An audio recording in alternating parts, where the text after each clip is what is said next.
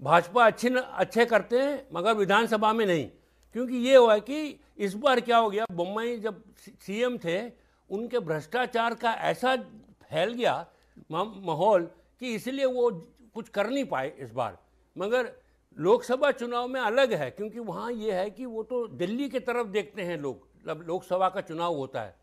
तो खैर 25 सीट तो पिछले बार आए, मेरे को तो खैर 25 या 25 वापस आ जाए तो बहुत बड़ी बात है, मगर थोड़ा कम हो सकता है क्योंकि विधानसभा का चुनाव भी थोड़ा बहुत तो असर रहेगा। अभी तो खत्म हुआ है ना, तो मेरे को लगता है उसका भी थोड़ा बहुत असर पड़ेगा लोकसभा चुनाव मतलब 25 से कितने नीचे आप जाते हुए देख पा रहे हैं? मेरे को लगता है 22 तक आ सकती हैं। 22 तक बीजेपी आएगी, यानी 25 की तुलना में 3 सीटें कम होंगी। और तेलंगाना में क्या माहौल रहेगा, जबकि आईएनसी की सरकार वहाँ भी है? तेलंगाना भी अभी भी उनको बहुत काफ़ी काम करना पड़ेगा, क्योंकि अभी तक उनका जो ऑर्गेनाइजेशन है वो पूरा अभी नहीं हुआ है। कांग्रेस का असर जो कर्नाटक में है वो थोड़ा बहुत तेलंगाना में भी आया है, और रेवंत रेड्डी जो पहले भाजपा में थे वो अभी कांग्रेस में आ गए हैं और उन्होंने काफ़ी काम किया है।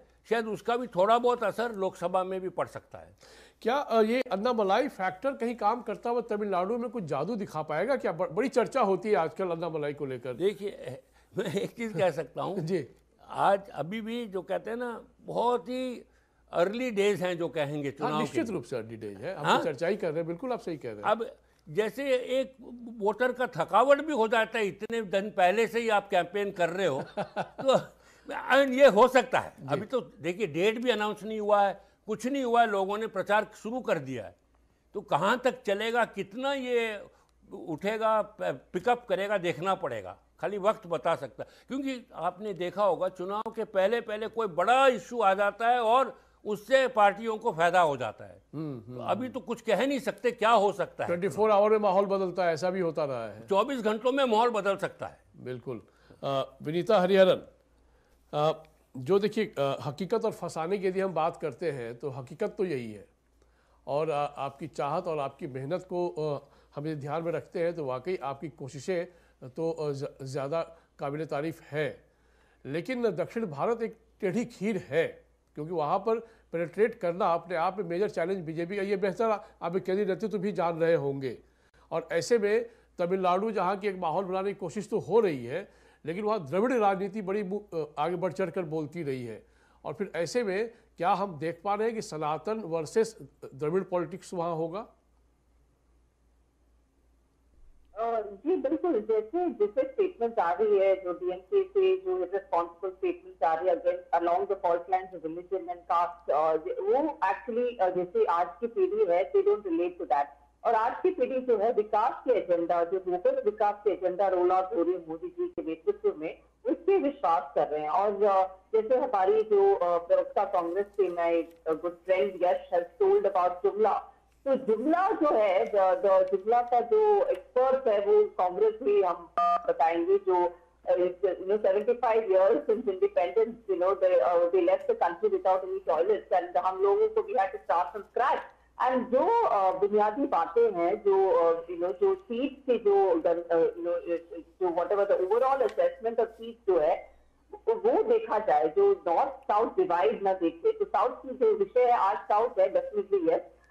लेकिन जो हम साउथ में जो इन्वेस्ट कर रहे हैं, जो कैंपस हमारे स्प्रेड हो रही है, जो वोट शेयर की जो इंक्रीज हो रही है, वो भी देखना चाहिए हमें। और जैसे अभी रिसेंटली तेलंगाना में जो बीजेपी लीडर वो डिफीटेड रेवंत रेड्डी ऑल्सो, जो एक कटकली जो उन्होंने जो डिफीट किया था, तो ऐसे भी जीत हो रहे हैं हमारी तेलंगाना जैसे स्टेट में भी। तो डेफिनेटली केरल में भी we are hoping that we will definitely open our innings this time.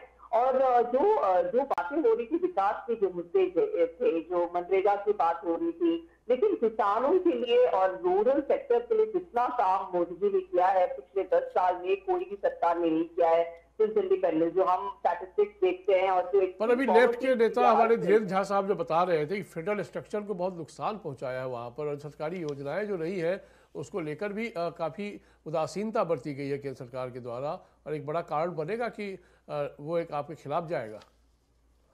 ये बिल्कुल ही फॉल्स नैरेटिव है जो बोलते हैं कि हमने कोऑपरेटिव फेडरल स्ट्रक्चर को हमने वी हैव मोनोपोलाइज्ड इट। ये सब गलत नैरेटिव है। जो स्टैटिस्टिक्स है जो चीजें हैं बताती है, जितने हमने रोल आउट किए हैं स्टेट को, जिसमें हमने तेलंगाना, कर्नाटका, केरल, जितने जो विकास के जो स्कीम थे, इंफ्रास्ट्रक्चर के जो प्रोग्राम थे, जो बुनियादी जो एम्यूनिटीज है, केरल डेवलप स्टेट बोला जाता है, लेकिन फिर भी काफी फैमिलीज है, जो ट्राइबल फैमिलीज है, जिनको बेसिक बुनियादी सुविधाएं नहीं थी। और जो अभी भी जो सरकार एनडीए सरकार के दौरान भी पिछले 10 साल में इतना सब कुछ केरल में भी, कर्नाटक में भी, तेलंगाना में भी, आप वेबसाइट खोल के देख लीजिए जितना क्या क्या मिला है इन स्टेट को। तो फिर ये फॉल्स सिस्टम और टैक्स के डेवल्यूशन की शेयर देख लीजिए, केरल में इतने जो 53,000 करोड़ है जो टैक्स के डेवल्यूशन हुए since 2018 is the highest in जो इतने स्टेट्स 16 स्टेट्स में हाईएस्ट है ये जो टैक्स के डेवल्यूशन जो केरल में गई है। तो ये जो ऑपोजिशन की नैरेटिव है, फॉल्स नैरेटिव है, वो they are losing their base. तो उनको तो डेस्परेशन से नजर आ रही है। तो जितने भी वो दे ट्राई टू कीचड़ उछालने की कोशिश करे, कमल जरूर खिलेगी कीचड़ में। यश श्रीवास्तव, थोड़ी रोशनी का इंतजार हमें था, लेकिन अब क्या करें, अंधेरे में ही बात कर लेते हैं आपसे, क्योंकि कांग्रेस को रिप्रेजेंट आप कर रहे हैं। तो जरा समझाइए, विनीता जी तो कह रही है कि डेवलपमेंट एक मेजर फैक्टर बनेगा और वो बीजेपी के लिए फ़ायदेमंद होगा, और वो उसका बता नहीं उसका लाभ भी पार्टी को मिलेगा। संजय जी, सबसे पहली बात, मैं इस समय क्योंकि मैं कहीं पर बाहर हूँ, हाईवे पर हूँ, तो मैं समझ थोड़ा सा इस समय सड़क पर लाइट की कमी है। कांग्रेस अंधेरे में बिल्कुल नहीं है, कांग्रेस जनता के बीच है। मैं कांग्रेस को अंधेरे में नहीं बोल रहा हूँ प्रभु, मैं तो सिर्फ ये कह रहा हूँ कि रोशनी आप पर नहीं आ पा रही है, लेकिन जिसकी कल्पना में भी हो उनके लिए मैं बोल रहा हूँ। अच्छा। अब बात हो रही है भाई विकास की, किसानों की, तो सबसे पहली बात मैं फिर से कहता हूँ, 90% से ज्यादा लिटरेसी रेट है केरला का। वहां आप जाइएगा, वहां की लुंगी लगा लीजिएगा और कहिएगा केरला से मेरा पुराना नाता है, और उसके बाद कहीं और जाइएगा तो बोलिएगा कि बांग्लादेश को छुड़ाने के आंदोलन में मैं जेल गया था, और आप सोचिएगा कि केरला के लोग समाचार देख के आपसे आपकी बात पे विश्वास कर लेंगे। तो ऐसा नहीं है। दूसरी बात, किसानों के लिए जब आप बात करते हैं तो आपको याद होना चाहिए कि हुबली से जब किसान चले थे, अभी हाल ही की बात है, जब किसान आंदोलन अभी भी हमारे सामने खड़ा है, हुबली से चले हुए किसानों को मध्य प्रदेश में स्टेशन पर ट्रेन से उतार के मारपीट करके डिटेन किया जाता है। सिद्धारमैया जी और कर्नाटक सरकार जब आपसे जीएसटी का एरियर्स मांगने जाती है, या तमिलनाडु जाता है, या केरला मांगता है, तो आप 17 बहाने टिकाते हैं। हिजाब के बारे में मैं पहले ही बात कर चुका हूं, इस चीज को वहां सिरे से नकार दिया गया है। और बाकी बचा डेवलपमेंट, तो संजय जी मैं एक बार फिर याद दिला देता हूं, डेवलपमेंट के नाम पर आप अपने मित्रों को रोज ठेके बांटते जाएं और जनता कुछ ना कहे, ऐसा एक सीमा तक ही होता है। आप यदि एक ही सड़क को उखाड़ के फिर बनाइएगा तो ये बात शायद कहीं चल जाए जहां पे जुमले चल रहे हैं, लेकिन दक्षिण भारत में जुमले बिल्कुल नहीं चल रहे। और रहे हमारे एक अन्नामलाई जी हैं, जिनको बीजेपी के एक प्रवक्ता को मैं देखता हूं, वो नाम लेना तो ठीक नहीं है, वो रोने लगते हैं बात बात से, वो बार बार अन्नामलाई जी का प्रचार करते हैं, लेकिन मुझे फिर भी कभी भी समझ में नहीं आता है कि दक्षिण भारत, जो कि आज तक ना तो उसको कोई भी धर्म के आधार पर तोड़ पाया, ना ही उसको, चाहे ये नॉर्थ साउथ डिवाइड का कितना ही झूठा प्रोपेगेंडा, ये तो आप पर आरोप लगता है, नॉर्थ साउथ डिवाइड तो आप करते हैं। नहीं, हम कभी नहीं करते, आपकी पार्टी करती है, कभी नहीं किया। अभी देखिए आपके सहयोगी डीएमके के ए राजा ने क्या बयान दिया, आपको स्मरण है? उन्होंने साफ साफ कह दिया कि भारत तो राष्ट्र है ही नहीं, तमिलनाडु एक अलग देश है, केरल एक अलग देश है। नहीं, वो उनकी क्षेत्रीय भाषा के ट्रांसलेशन के नुआंसेस हैं मेरे हिसाब से। India is a union of states, ये हमारे संविधान की पहली लाइन है। और हम संविधान तो कई राय से होता है, तो हम लोग ने भी पढ़ा है और हम जान भी रहे हैं, पर ऐसी कौन सी राजनीति है मजबूरी की जहां की ये बोलना पड़ता है ए राजा को, और पार्टी उसमें कितना उनका साथ दे पा रही है? नहीं, तो ए राजा यदि तो नॉर्थ साउथ डिवाइड करने की कोशिश तो है ही ना सर।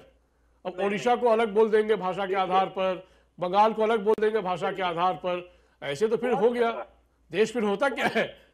संजय जी देखिए, करीब 55-60 साल कांग्रेस का राज रहा, जिसके नाम पे भाजपा वाले रोते रहते हैं आए दिन, और मैं यहाँ विनीता जी से कुछ भी नहीं कहूंगा, लेकिन भाजपा वालों की पूरी राजनीति इसी पे चलती रहती है कि 55 साल, 60 साल, 70 साल, यदि भाषा के आधार पर या क्षेत्र के आधार पर देश के टुकड़े हो रहे होते तो कब के हो जाते। नहीं तो अब ऐसे बयान क्यों दिए जाते हैं सर, तब जबकि अभी मालूम है कि टुकड़े हो नहीं सकते, और नरेंद्र मोदी तो कह रहे हैं कि भाई देश एक है। दक्षिण और उत्तर क्या होता है? बात तो सही है, दक्षिण उत्तर क्या होता है भाई? हम भी कहाँ कह रहे हैं कि दक्षिण कुछ अलग है। मैं तो ये कह रहा हूँ संजय जी कि मोदी जी ने तो ये भी कहा था कि सबके खाते में मुफ्त में 15-20 लाख। चलिए अब कहाँ 15 लाख पे पहुंच गए फिर से आप। मैं कह रहा हूँ अभी देश की चर्चा हो रही है, जहाँ डीएमके के ए राजा ऐसे बयान देते हैं, उसका एक राजनीतिक मतलब भी निकलता है। संजय जी, बयान तो ये भी दिए जाते हैं कि हिजाब जो है वो एक बहुत बड़ा मुद्दा है। हनुमान जी जो है वो, सर ये आजकल के बयान की बात मैं कह रहा हूँ। हनुमान जी, बजरंग बली और ये सब तो कर्नाटक चुनाव में हो गया सर, नतीजा भी आ गया, बीजेपी हार गई, आप जीत गए, अब आगे चलिए ना। तो अरे जब आप हमारे बयानों को, आप मतलब भाजपा जब पता नहीं कहां कहां से इतिहास खोज के, तोड़ मरोड़ के, झूठ बोल बोल के 10 साल से राजनीति कर रहे हैं, तो हम तो आपको हाल ही की बात बता रहे हैं। आप हमारे किसी सहयोगी के बयान की बात करते हैं तो आपको ये याद होना चाहिए कि देश के केंद्रीय गृह मंत्री ने धमकी दी थी कि भाई ऐसा नहीं हुआ तो फिर देख लेना कर्नाटक में क्या होता है। तो ये बातें याद रखी जानी चाहिए। और शायद देखिए सुप्रीम कोर्ट तक को इंटरवीन करना पड़ता हो साहब कि आप जब ऐसी टिप्पणी देंगे तो उसके नतीजे भी आपको आपके सामने आएंगे। सुप्रीम कोर्ट क्या ने राजनीतिक दलों को इससे सबक नहीं लेना चाहिए? क्या आप मान लीजिए आप किसी एक धर्म विशेष को मानते हैं या आपकी कोई एक अलग से आस्था है या नहीं भी है, तो भी सामने वाले की आस्था का सम्मान करना तो आपका मानव कर्तव्य नहीं बनता क्या? यही तो मैं कह रहा हूँ संजय जी, आपको क्या जरूरत है स्कूल के बच्चों में पगड़ियां बांट के एक लड़की के खिलाफ नारे लगवाने की? सर मैं सवाल का जवाब नहीं, आप मेरे सवाल पे सवाल कर रहे हैं। विनीता जी आप ही जवाब दीजिए, मैं नहीं कुछ बोलूंगा, मैं सवाल कर रहा था। जी बिल्कुल बोलिएगा। मैं तो ये कह रहा हूँ संजय जी, ये तो जवाब देने लायक ही नहीं है जो भी मुद्दे उठाए हैं। एस्पिरेशन कांग्रेस की तरफ से जो दिख रही है, जो एक one finger point the other party, three fingers point back at you, वो जो कहावत है इंग्लिश में, तो वही हो रही है कांग्रेस की। पहले वो इंट्रोस्पेक्शन करे, अपनी ही पार्टी की इंट्रोस्पेक्शन करे, अपनी ही INDI alliance, so called INDI alliance की इंट्रोस्पेक्शन करे कि क्यों नहीं वो एक गठबंधन फॉर्म करने में भी वो कामयाब नहीं हुए हैं अभी तक। तो वो करे और अपनी पार्टी की जो वीकनेसेस है, कमजोरियां हैं, उन पे ध्यान दे। हमारी पार्टी की जो प्रॉब्लम्स है या जो भी कमजोरी है हम देखेंगे, हम अब निपटाएंगे उसको। एंड जो विकास की जो मुद्दे हैं, जो हम वो बोल रहे हैं कि history of splitting the country, तो हमारी कोई हिस्ट्री इज ओनली ऑफ विकास। दीनदयाल उपाध्याय जी की जो जनसंघ की जो फिलॉसफी है, हर every human being should be given what basic amenities, basic necessities जो है, हर every person should be given basic amenities. तो वही है हमारी जो मुद्दे हैं, जो हमारी चरित्र है वही है विकास की चरित्र ही है, और विकास भी हम करेंगे अभी आगे जाके भी। और जहां तक कि राम मंदिर की इशू है, हम जानते हैं कि राजीव गांधी के टाइम में ही वो ऊपर हुई थी मंदिर, और ये जो हिस्ट्री है it is a very long history. तो आप पर तो आरोप ये भी लगते हैं ना, विकास तो एक बात होती है, लेकिन आप धर्म की आड़ में पोलराइजेशन पे यकीन करते हैं। विपक्ष तो यह आरोप लगाता है आप पर। बिल्कुल नहीं संजय जी, जो हम लोग जो करते हैं माइनॉरिटी लीडर्स को हम चुन के ले आते हैं कैंडिडेट के रूप में, और जितना हम माइनॉरिटीज के लिए करें शायद कांग्रेस भी नहीं किए होंगे। जो हमने हज की जो इंफ्रास्ट्रक्चर बढ़ाई है, हज पिलग्रिमेज के लिए, आप किसी भी मुस्लिम पिलग्रिम को पूछ के देख लीजिए कितने खुश है वो, जो हज के जो अरेंजमेंट है अभी जो हम कर रहे हैं, नॉट ओनली हज, जो बाकी सब जो माइनॉरिटी बेनिफिट कर रहे हैं हम, और जो मुस्लिम विमेन की जो ट्रिपल तलाक के अगेंस्ट जो हमने जो रिफॉर्म लाई है वही है। जैसे पास ब्रेकिंग रिफॉर्म, कोई भी वो इतने करेज नहीं दिखाए, कोई भी लीडर इन दिस कंट्री इतना करेज दिखाए हैं कि ट्रिपल तलाक जैसे तो हमने हटाए, मोदी जी ने करके दिखाया है।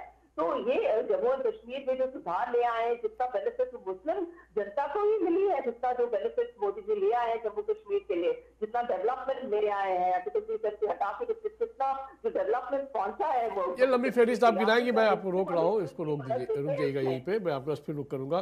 धीरेन्द्र झा साहब ये समझाइए कि देखिए दक्षिण भारत के मिजाज को जितना हम लोगों ने भी समझा है, हालांकि दूर रहकर ही ज़्यादा समझ पाया है, नज़दीक तो नहीं जा पाए उतना, लेकिन फिर भी जो उत्तर भारत के मुद्दे होते हैं ना, वहाँ के मुद्दे थोड़े अलग होते हैं, और वो प्रो डेवलपमेंट की तो बात होती ही है, प्लस एक जो फ्लेवर है वहाँ का वो भी एक अलग है जो उत्तर भारत से उसको अलग करता है। क्या ऐसे कोई मुद्दे वहाँ पर प्रभावी हो पाएंगे जो कि बीजेपी की भी अपनी कोशिश हो या कांग्रेस की अपनी कोशिश हो?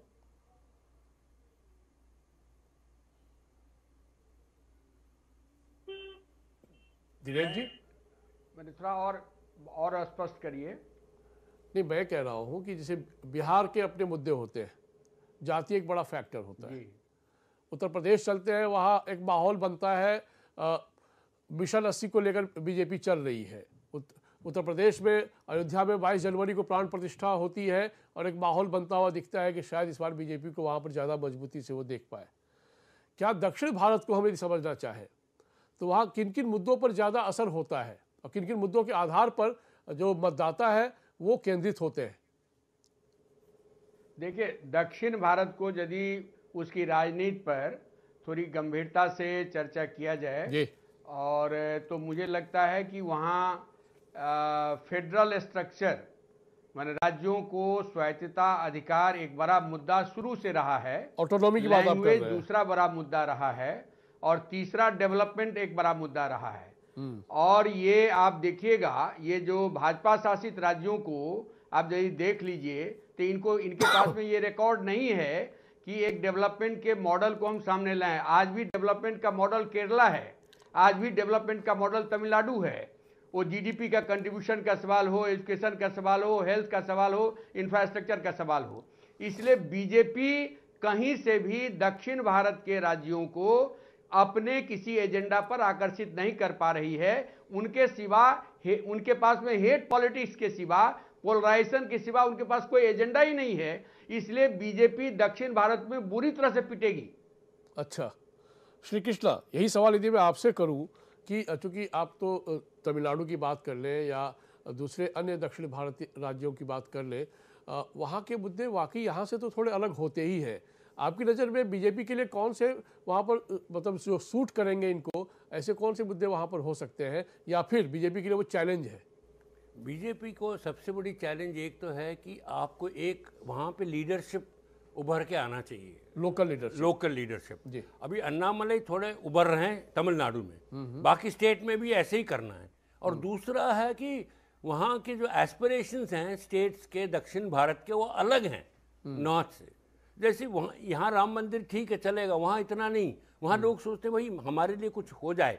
और ये यहाँ पे द्राविड पार्टीज का यही एक बेनिफिट रहा है कि वो लोकल लोगों का जो इशू है वो देख पा रहे हैं। वो करें ना करें वो अलग बात है, रिजॉल्व का उसको सही करें ना करें वो अलग बात है, मगर उन्होंने एक तरह सेंटिमेंट पे प्ले किया है ना, लोगों के सेंटिमेंट पे, तो उससे बड़ा फायदा हुआ है।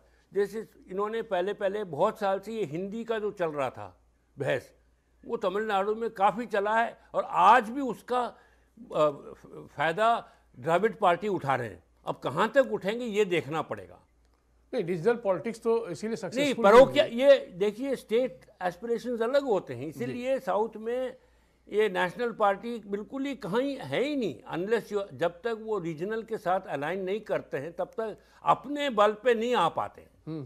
काफी दिन से ये तो खत्म ही हो गया। कर्नाटक में थोड़ा बहुत है, मगर बाकी स्टेट्स जो है, या जैसे केरला में भी ठीक है यूडीएफ एलडीएफ, मगर वो भी तो रीजनल पार्टीज के साथ ही तो अलायंस है ना। बिल्कुल, हाँ, तो वो सब बहुत महत्वपूर्ण है वहाँ पे। इसीलिए आप देखिए भाजपा भी देख रही है कि भाई छोटे छोटे पार्टी को भी अपने साथ मिला लें, क्योंकि वो सोचते हैं थोड़ा बहुत इधर से वोट मिलेगा उधर से वोट मिल जाएगा। लेकिन 2024 को हम कैसे देखें बीजेपी की ओर, जबकि 370 का इन्होंने पार्टी के लिए लक्ष्य रख दिया है और 400 पार एनडीए के लिए, तो ये लक्ष्य तो वाकई बहुत ही कठिन है। मेरे ख्याल वो कहते हैं ना इंग्लिश में, बहुत ही एम्बिशियस है जी, थोड़ा ज़्यादा ही है। 370 तो बहुत ज़्यादा है, मेजॉरिटी तो हो जाएगा, बट 370 मेरे को मुश्किल लग रहा है अभी तक। फिलहाल जो स्थिति है, इस स्थिति में 370 काफ़ी मुश्किल है, क्योंकि इनको अभी भी दक्षिण में मेरे को ये है कि भाजपा का संगठन और मजबूत होना है। अभी आरएसएस मजबूत है, मगर आरएसएस देखिए केरला में कितने साल से चल रहा है, मगर सीट तो नहीं आ पाई ना। भाजपा को अपना संगठन को मजबूत लास्ट इलेक्शन में केरला में मात्र 13% इनको मिला था वोट शेयर। वो भी फिर भी वही देखिए, वोट शेयर सब ठीक है, बट सीट की तो सीट में कोई आखिर में सीट दिखते हैं ना। बिल्कुल, अब जितना भी वोट शेयर आ जाए, आपको सीट जब तक नहीं मिलता है तब तक आपका फायदा है कि आप पार्लियामेंट में जाके मेरे को 15% मिला है, 30% मिला है, कौन देखने वाला है आपको। अब ये बोलना भी मेरे को 3 सीट मिले, 10 सीट मिले। हाँ बिल्कुल बिल्कुल। तो ये देखिए परसेंटेज में बहुत बार सुन चुका हूँ, हमारा वोट शेयर हो गया, वोट शेयर। अरे सीट में बदला ना, सीट तो कितने आए आपके, सबसे जरूरी वही है। ठीक बात। विश्वन जी, जी ये बात तो सही है कि जमहूरियत जो है वो गिनती का खेल है और यहाँ तौला नहीं जाता है, गिना जाता है कि आपके पास कितनी संख्या है। उस आधार पर ये तय बात होती है कि आप सत्ता में हैं, सत्ता से बाहर हैं। पर बीजेपी का जो अपना एम्बिशियस मिशन है, जिसको स्वयं प्रधानमंत्री ने टारगेट के रूप में लिया भी है, ये टारगेट लेना तो अच्छी बात है, पर मतलब बहुत कठिन रहा इस रूप में भी है कि जहां आपका एक बड़ा चंक, जहां 129 लोकसभा सीटें हैं और पुडुचेरी को मिला दे तो 130 लोकसभा सीटें हैं, तो इन 5 राज्यों की 129 लोकसभा सीट, जहां की कर्नाटक में ही आपको रिटेन करना एक चैलेंज के रूप में बताया जा रहा है जी, और तेलंगाना भी आपके लिए बहुत चैलेंज के रूप में आज है जी।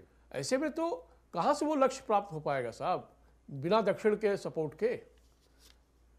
बिल्कुल ठीक है संजय जी, आपने जो लक्ष्य रखा वो तो वास्तविक बड़ा है, 370 हो या 400 पार हो, इसमें दो राय नहीं है।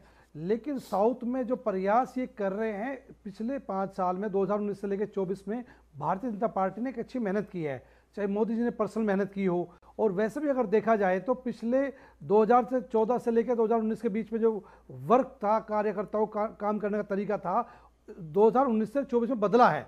वो ज़्यादा मेहनत की है, मंत्रियों ने भी ज़्यादा मेहनत की है, विधायकों ने ज़्यादा मेहनत की है, सांसदों ने ज़्यादा मेहनत की है और कार्यकर्ताओं ने मेहनत की है, क्योंकि मोदी ने हिसाब मांगा है सबसे, तो उसका फर्क पड़ा है। तो वो भी साउथ में भी फर्क पड़ रहा है इस बात का, और पड़ेगा, क्योंकि संगठन काम कर रहा है, इसमें दो राय नहीं है। लेकिन वो इतना बड़ा होगा, इतने बड़े लाभ मिलेंगे, वो अलग बात है।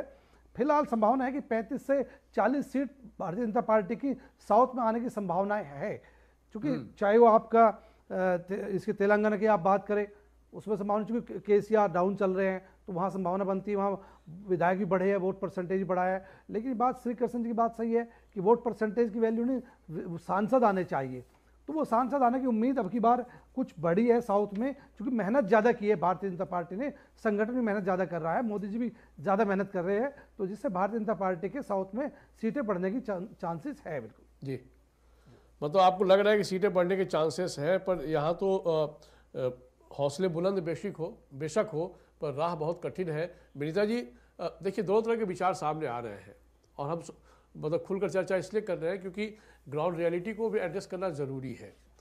तमिलनाडु में आपकी कोशिशें बहुत अच्छी है और एक प्रयास हो रहा है कि वहाँ एक पहचान बने पार्टी को, और उस पर अण्णामलाई की एक भूमिका को नकारा नहीं जा सकता है। और जो छोटे छोटे दल हैं उनके साथ आपका अलायंस हो जाए तो शायद कुछ आपको उसका लाभ भी मिलता हुआ दिखेगा, क्योंकि रीजनल पार्टीज़ को वहाँ पर या किसी और दक्षिण भारत के राज्यों में इग्नोर करके चलना किसी भी नेशनल पार्टी के लिए संभव नहीं है, ये भी एक फैक्ट है। ऐसे में आपका सहयोगी कौन कौन हो सकता है तमिलनाडु में, क्या आपको लगता है? जी बिल्कुल, जो हम लोग डेफिनेटली एनडीए के अलायंस के आउटफिट में ही हम जो प्रवक्ता है उसी के, एनडीए गठबंधन के प्रवक्ता ही हैं जो जमीन पे काम कर रहे हैं, तो उसी एनडीए अलायंस के अम्ब्रेला पे ही हम काम कर रहे हैं। और जो कहा गया है हमें, जैसे मैं भी एक कार्यकर्ता ही हूँ, तो कहा गया है कि हमें कि जो भी कार्यक्रम होते हैं जो ग्राउंड पे, पहले एनडीए के अलायंस पार्टनर्स को पहले हम सीट देते हैं और इसमें रिस्पेक्ट देते हैं अलायंस पार्टनर्स को। तो डेफिनेटली तमिलनाडु में भी और केरल में भी हम अलायंस पार्टनर ढूंढ रहे हैं, जो ऑलरेडी है। तमिलनाडु में कौन कौन से संभावित अलायंस हो सकते हैं आपके, ये बताइए ना। अलायंस तो जो definitely we can not align with जो ऑपोजिशन पार्टीज है, वो डीएमके के साथ तो हम कर ही नहीं सकते। तो एआईडीएमके के साथ हमारी जो प्रॉब्लम रही है वो कॉन्फ्लिक्ट रही है, लेकिन कोशिश कर रहे हैं, जैसे if there are any minor parties whom we can stitch up an alliance with, पर वैसे जो बीजेपी का भी स्ट्रेंथ है तमिलनाडु में, जैसे श्री कृष्ण जी बता रहे थे, अन्नामलाई की जो लीडरशिप है, तो वो height up leadership, definitely it's not height up, जो ये जो उनकी जो वेव है वो हाइट अप नहीं है। जो हम तमिलनाडु भी गए हैं, विजिट किए हैं, वहाँ पर जितनी जो डायनामिक्स है वहाँ ग्राउंड पे, जो अन्नामलाई की तरफ, जो लीडरशिप की तरफ, और नॉट जस्ट अन्नामलाई, जैसे उन्होंने जो ऑर्गेनाइजेशनली जो रोबोट्स बनाए हैं बीजेपी को तमिलनाडु में, वो काफी स्ट्रांग है। पेनिट्रेशन है ग्रास रूट तक। तो डेफिनेटली वो एक ऑर्गेनाइजेशन लीडरशिप है, it is not a cult leadership. जैसे अन्नामलाई है, वर्शिप करें अन्नामलाई को, ही इज नॉट डेवलपिंग, उस तरह की लीडरशिप नहीं डेवलप कर रहे हैं, तो ऑर्गेनाइजेशन को मजबूत कर रहे हैं। तो उसी तरह की भाजपा कभी भी कोई भी कल्ट लीडरशिप को प्रमोट नहीं करते, नेपोटिज्म को प्रमोट नहीं करते, कोई एक फैमिली को प्रोमिनेंस देके हम ऑर्गेनाइजेशनली नहीं करते हैं। और जो हमें भी बताया जाता है कि हम सब कार्यकर्ता हैं, जो कार्यकर्ता है कि कार्यकर्ताओं की रोल ही हम निभाते हैं। आप देख चुके हैं जैसे राजस्थान में, और जिस तरह के लीडर्स को प्रमोट किए हैं, जो एकदम रियली जो ग्रास रूट लेवल लीडर्स है, जो हम्बल है, जो ऑनेस्ट है, उन्हीं को हम प्रमोट करते हैं in the top leadership position. नहीं, ये तो पार्टी की अपनी नीतिगत बातें हो गई, लेकिन बिना परिवारवादी पार्टी के तो आप चल ही नहीं पा रहे हैं ना। चाहे दक्षिण की बात करें या उत्तर की बात करें, हर एलाई पार्टी जो आपके सब तो परिवारवादी पार्टी ही है। विनीता जी हाँ बताइए। मैं कह रहा हूँ कि जो आपका अपना पार्टी की जो फिलॉसफी है वो अपनी जगह जरूर है, पर कंट्राडिक्शन इसमें दिख रहा है ना। आपके सारे जो सहयोगी हैं ज्यादातर तो परिवारवादी पार्टी ही है। कौन से सहयोगी थे पारिवारिक पार्टीज जो परिवारवादी पार्टीज है? अरे भाई, आप कहाँ बिहार की बात कर ले, वहाँ पर भी एलजेपी परिवारवादी पार्टी है जो आपके अलायंस में है। जो भी मतलब गठबंधन में आपके सहयोगी है, चाहे शिरोमणि अकाली दल की बात करें जो आपके अभी संभावित एलाई हो सकते हैं, या जो एनसीपी की बात करें जो अजित गुट है, सब तो परिवारवाद से ही निकला है ना जो आपके एलाई है। नहीं, डेफिनेटली वो जो कोई कॉन्ग्रीगेट नहीं करते हैं एक फर्स्ट फैमिली पे। यश जी जो डार्कनेस में हंसते रहते हैं, वो अंधेरे में हंसने का ही उनका हैसियत रही है अभी कांग्रेस की। एनीवे, तो that's not a personal attack, but जैसे मैं बता रही हूँ कि जो इफेक्ट की तरफ, जो इफेक्ट एक फर्स्ट फैमिली की तरफ हम we do not believe in that. जो मोदी जी की लीडरशिप है, definitely Modi ji with prime ministerial candidate, definitely उनकी जो लीडरशिप है हम मानते हैं उनको। लेकिन बाकी सब जो ऑर्गेनाइजेशनल फ्रेमवर्क जो भी चलते हैं हम, और जो भी गठबंधन हम इम्प्लीमेंट करते हैं, वो भी जो ऑर्गेनाइजेशन फ्रेमवर्क के अंदर आते हैं, we all work under that framework. जो ऑर्गेनाइजेशनल वो जो रोबस्ट मैकेनिज्म है, जो वरिष्ठ पत्रकार जो हमारे पैनल में बता रहे थे कि ऑर्गेनाइजेशनली जितना स्ट्रॉन्ग है, आप बिलीव नहीं कर पाओगे। हमारी जो शेड्यूल है 8 बजे सुबह, 7 बजे सुबह शुरू होती है और रात को हम 10 बजे तक बिजी रहते हैं इलेक्शन के काम में। Not just election, even before election जो जितनी तरह डिजिटल मॉनिटरिंग होती है, डिजिटल प्लेटफॉर्म पे हम काम करते हैं। इट्स अ सुपर मैकेनिज्म जो इवन इंटरनेशनली ग्लोबल पार्टीज में भी आप देखोगे। मैं आपको रोक रहा हूँ, रुक जाइए। जो हम कर रहे हैं, जो कोशिशें कर रहे हैं, जो आप रुक जाइए, सहयोग करें। यश श्रीवास्तव, आप क्या कहना चाह रहे थे? एक तो ये, पर कांग्रेस को अपनी जमीन कितनी मजबूत दिख रही है पूरे साउथ इंडियन स्टेट्स में? संजय जी, मैं आपको इस चर्चा में शायद एक से अधिक बार मैं यहाँ पर बोल चुका हूँ, फिर कह देता हूँ। दक्षिण भारत जरा सा भी अंधविश्वास के दम पर खड़े हुए मुद्दों को नहीं मानता है। इसका नतीजा हम लगातार देख रहे हैं। मैं कांग्रेस की जमीन पर पूछ रहा हूँ, आप मुझे कई बार बता चुके ये बात, तो मैं समझ ही गया। कांग्रेस कितनी मजबूत दिख रही है वहां पर आपको? कांग्रेस इसीलिए तो मजबूत दिख रही है क्योंकि हम हमेशा क्षेत्रों को जोड़ने की बात कर रहे हैं। हम उनका नियंत्रण उनके हाथ से छीनने की बात बिल्कुल नहीं कर रहे हैं। तो मुझे दक्षिण भारत में कांग्रेस मजबूत दिखती है। अब क्योंकि यहाँ पे परिवारवाद और घंटों काम करने की बात हुई है, तो मैं कुछ बातें कहना चाहता हूँ। यदि परिवारवाद नहीं होता तो मैंने और आपने, हम दोनों ने कई बार सुना है, संघ परिवार नाम की एक बात यहाँ बोली जाती है। दूसरी बात, यदि परिवारवाद नहीं होता तो मोदी जी को क्या जरूरत थी अपना परिवार बताने की, जिसमें सबसे पहले आए ब्रजभूषण सिंह, बजाय उन लोगों के जो इनका वोट बैंक है। ना युवाओं को इनके परिवार में जगह, ना किसानों को, ना महिलाओं को, ना युवाओं को, ना श्रमिकों को जगह, किसको? ब्रजभूषण को। तो परिवारवाद की बात ये, हमारा सब्जेक्ट आज परिवारवाद है नहीं दरअसल, क्योंकि कुछ चर्चा हुई तो मैंने एक सवाल कर दिया था। लेकिन मेरा सवाल बस इतना है कि दक्षिण भारतीय राज्यों में कांग्रेस कितनी मजबूत स्थिति में अपने आप को देख पा रही है? संजय जी, अब आपने वहां इतना सुना है, थोड़ा सा यहाँ भी सुनिए। सुन ही रहे सर, हम तो आपको भी सुनते ही है, खूब सुनते हैं। तो देखिए, परिवारवाद की बात अभी अचानक फिर से होने लगी है और दक्षिण भारत में भी फैलाई जाती है, उत्तर में भी फैलाई जाती है। उसका जवाब यही है कि ये पहले तो तय कर लें कि मोदी जी का परिवार बताना है या परिवारवाद के खिलाफ चलना है, और यदि चलना है तो किसानों मजदूरों की बजाय ब्रजभूषण जैसों को क्यों जोड़ना है। और सर समय की पाबंदी है, माफी चाहूंगा, आपको रोक रहा हूँ। Shri Krishna, your last comment overall in future आपको क्या दिख रहा है दक्षिण भारत की राजनीति में, किस तरीके से खेल हो सकते हैं और कहाँ पे जाकर अचानक खेल बदल भी सकते हैं? 30 सेकेंड्स। फिलहाल जो आज की स्थिति है ये है कि अभी भी भाजपा को बहुत काफी आगे काम करना पड़ेगा, और आखिर चुनाव जब आएगा तब कुछ और बड़ा मुद्दा उठ सकता है जहां पे किसी एक दल का भी बेनिफिट हो सकता है।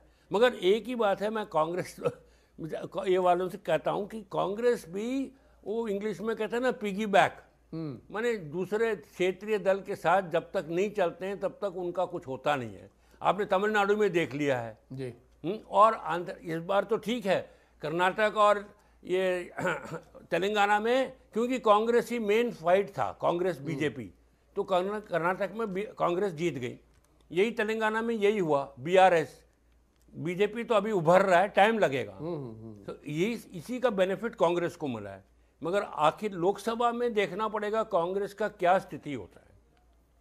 ठीक सर, बहुत शुक्रिया आपका सर विश्लेषण के लिए। बहुत धन्यवाद विश्वनाथ जी आपका, बहुत धन्यवाद धीरेन्द्र झा साहब आपका, बहुत धन्यवाद यश श्रीवास्तव, बहुत धन्यवाद विनीता हरिहरन जी बीजेपी की ओर से अपनी अहम राय रखने के लिए। लेकिन दक्षिण भारत की यात्रा और दक्षिण भारत में कमल खिलना उतना आसान नहीं है, ये पार्टी भी जानती है। लेकिन हाँ, कोशिशें ही कामयाबी लाती है और कोशिश करनी भी चाहिए। लेकिन फिर भी ये एक मौका है बीजेपी के लिए कि वो अपनी कहीं पहचान बना सके तमिलनाडु में और कुछ खाता खुल सके। इसको भी, इस ओर भी आप देख सकते हैं, क्योंकि कोशिशें वहाँ पर बहुत मजबूती से जारी है। फिलहाल हस्तक्षेप में इतना ही, हमें दीजिए इजाज़त। सहारनपुर।